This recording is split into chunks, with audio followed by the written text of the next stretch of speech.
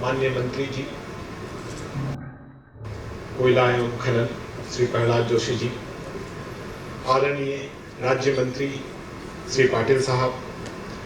आदरणीय सचिव महोदय श्री जैन साहब, उपस्थित मेरे डायरेक्टर्स बंधु, सब्सिडी कंपनीज के CMDs, उनके निदेशकगण एवं साथियों, सर्वप्रथम मैं 47वें कोल दिवस पर आप सबको अपनी हार्दिक शुभकामनाएं देता हूं और माननीय मंत्री जी का इस कार्यक्रम में स्वागत करता हूं। सर, आपके द्वारा पिछले महीनों में जिस प्रकार से सहयोग और हमें प्रदान किया गया, यह एक अद्भुत मिसाल है और इसी के कारण देश में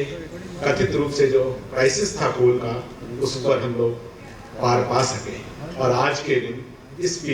पर चर्चा भी नहीं हो रही है। किंतु आने वाला भविष्य भी उतना आसान नहीं है। शायद आने वाले महीनों में भी हम लोगों को उसी परिश्रम के साथ कार्य करना पड़ेगा और इस दौरान आपका सहयोग और आशीर्वाद ही हम लोगों को इस कठिन परिस्थितियों से आगे निकाल सकता है। सर, इन परिस्थितियों में आपके द्वारा जो भी कहा जाता है वो हमारे पूरे संगठन के लिए एक मोटिवेशन होता है और जिस प्रकार से आपने हमें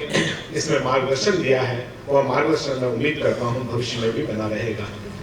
आदरणीय राज्य मंत्री जी, आपके सहयोग की हमें हमेशा आकांक्षा रहती है। आपके द्वारा प्रदत्त मार्गदर्शन हमें बहुत ही महत्वपूर्ण होता है। कोयला सचिव श्री जैन साहब ने जिस प्रकार से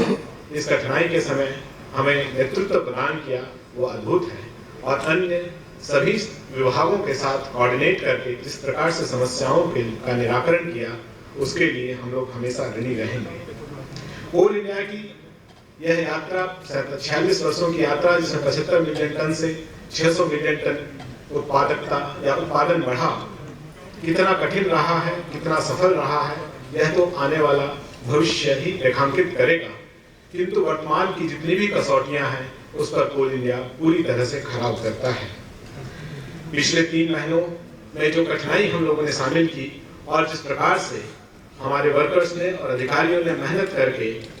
कठिन परिस्थितियों में भी, बारिश के बीच भी उत्पादन को बढ़ाया, डिस्पैच को बढ़ाया, उसकी जितनी भी प्रशंसा की जाए वह कम है और इस अवसर पर मैं उन सभी का हार्दिक अभिनंदन करता हूं।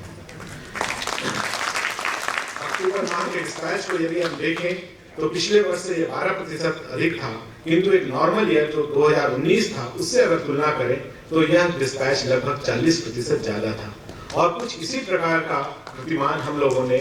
अगस्त और सितंबर में भी बनाया। इन तीनों माहों में हमारा उत्पादन भी बढ़ा, जबकि इन तीनों ही माहों में बारिश कुछ ज्यादा हुई और ओपन कास्ट माइंस में उत्पादन करना काफी कठिन होता है। किंतु आपके मार्गदर्शन में, आपके नेतृत्व में कोल इंडिया आगे बढ़ रहा है और हम कटिबद्ध हैं कि राष्ट्र की जो भी एनर्जी की आवश्यकता होगी उसकी हम लोग पूर्ति करेंगे। इस अवसर पर रेल विभाग और रेल मंत्री जी का भी आभार प्रदर्शन करना सामयिक होगा, क्योंकि उनके सहयोग के बिना इस प्रकार से डिस्पैच नहीं हो पाता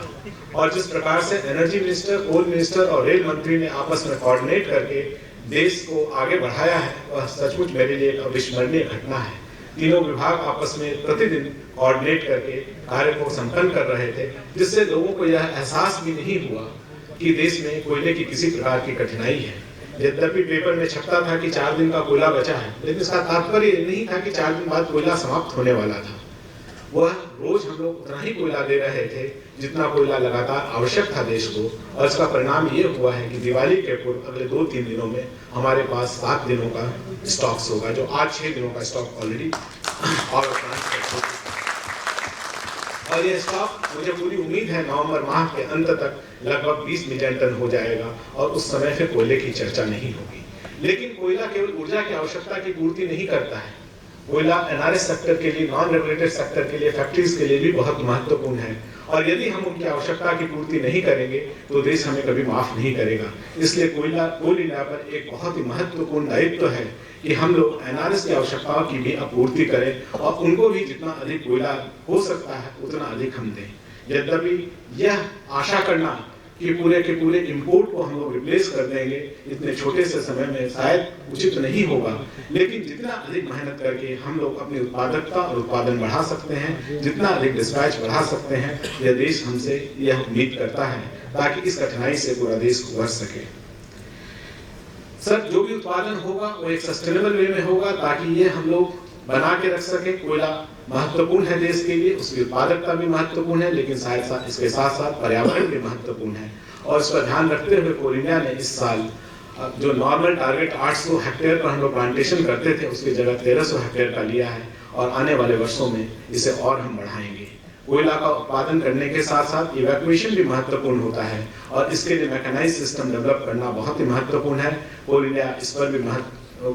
पूरी तरह से कार्य कर रहा है और मुझे पूरी उम्मीद है आगे आने वाले 2 वर्षों में हम देखेंगे कि कोल इंडिया की उत्पादकता और उत्पादन दोनों में ही काफी महत्वपूर्ण परिवर्तन हो चुका है। सर, पुनः आप लोगों का इस कार्यक्रम में स्वागत करता हूं और धन्यवाद ज्ञापित करता हूं कि आपके व्यस्तम समय में आप लोगों ने समय निकाला और इस कार्यक्रम में शामिल हुए। माननीय मंत्री जी स्वयं फिजिकली उपस्थित होना चाहते थे और हमारे आग्रह को मानकर तैयार भी हो गए थे, लेकिन कुछ अचानक कार्य पड़ने के कारण वो नहीं आ सके। सर, उम्मीद है अगले वर्ष आप लोग जरूर पधारेंगे। आपकी उपस्थिति मात्र ही कोल इंडिया के सभी वर्कर्स के लिए एक मोटिवेशन होता है। धन्यवाद सर।